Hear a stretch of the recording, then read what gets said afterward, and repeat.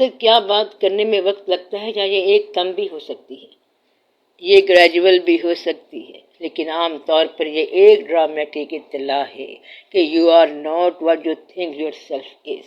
تو آپ وہ نہیں ہیں جو اپنے آپ کو سمجھ رہے ہیں، آپ ڈفرینٹ آدمی ہیں۔ جس طرح بعض اوقات فارن ایڈ آ جاتی ہے، یہ بھی اسی طرح ہوتا ہے۔ فارن ایڈ کے بارے میں مولانا روم رحمۃ اللہ نے ایک کہانی لکھی ہے۔ ایک شیر تھا، وہ اپنا بچہ کسی علاقے میں چھوڑ کے چلا گیا۔ اتفاق سے وہ بچہ بھیڑوں کے ساتھ رہنے لگ گیا، اس کو بھیڑوں کی صحبت مل گئی تو وہ بھیڑوں جیسا ہو گیا، ان کے ساتھ چلتا پھرتا اور کھاتا پیتا تھا جیسے وہ کرتے۔ ایک دن ایک اور شیر نے اسے دیکھا تو سوچا یہ بچہ تو اپنا ہے، شیر کا بچہ ہے، لیکن اس کی عادتیں تو بھیڑوں جیسی ہیں، یہ تو اور قسم کا جانور بن گیا ہے۔ اس نے بچے کو بلایا اور کہا کہ تو شیر ہے۔ بچے نے کہا کہ شیر کیا ہوتا ہے؟ اس نے کہا شیر تو بڑی چیز ہوتا ہے، یہ تو تمہاری خوراک ہے جن سے تم نے دوستی کی ہوئی ہے۔ بچے کو سمجھ نہ آئی۔ شیر نے اسے کہا کہ تم میرے ساتھ آ، میں تجھے بتاتا ہوں۔ وہ بچے کو ایک تالاب پہ لے گیا اور کہا کہ دیکھ یہ تیرا عکس ہے اور یہ میرا عکس ہے، کیا دونوں میں باہم مشابہت ہے؟ بچے نے کہا کہ مشابہت تو ہے۔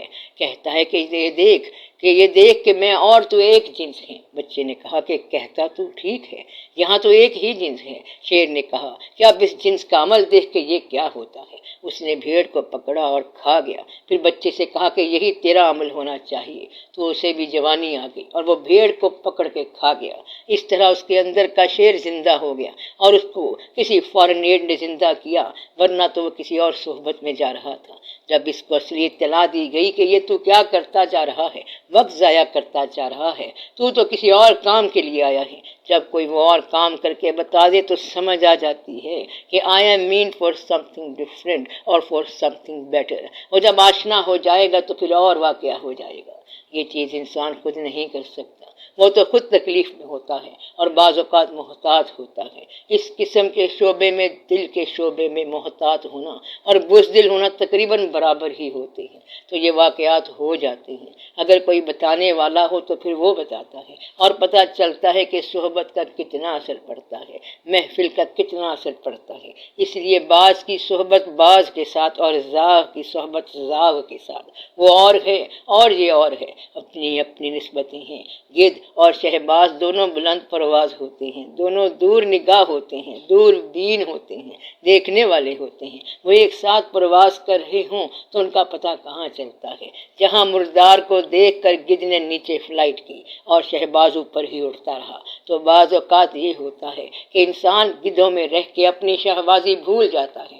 اگر کوئی شہباز آ جائے تو وہ کہے گا کہ اے طاہر لاہوتی، اس رزق سے موت اچھی، جس رزق سے آتی ہو پرواز میں کوتاہی۔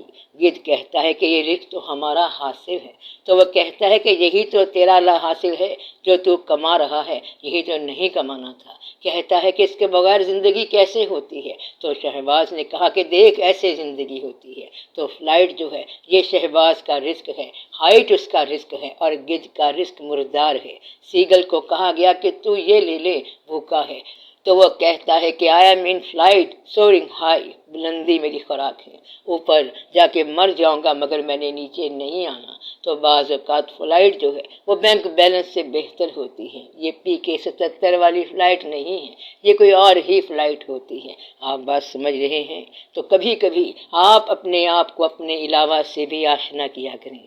آپ بات کو سمجھے نہیں ہیں، غور سے سنو۔ ہم گرد و پیش میں جو کچھ دیکھ رہے ہیں وہ کائنات بہت ملٹی کلرڈ ہے، ملی جلی ہے۔ کائنات میں بے شمار ایکٹیویٹیز ہیں، پوری کائنات بھری پڑی ہے، لیکن سب چیزیں آپ کے لیے نہیں ہیں۔ پہلی بات تو یہ ہے کہ یہ ایک دکان ہے، بھرا ہوا سٹور ہے، مگر سب چیزیں آپ کے لیے نہیں ہیں، سب چیزیں آپ کی تمنا میں بھی نہیں ہیں، سب چیزیں آپ کے علم میں بھی نہیں آ سکتی، صرف دیکھنے تک ہیں۔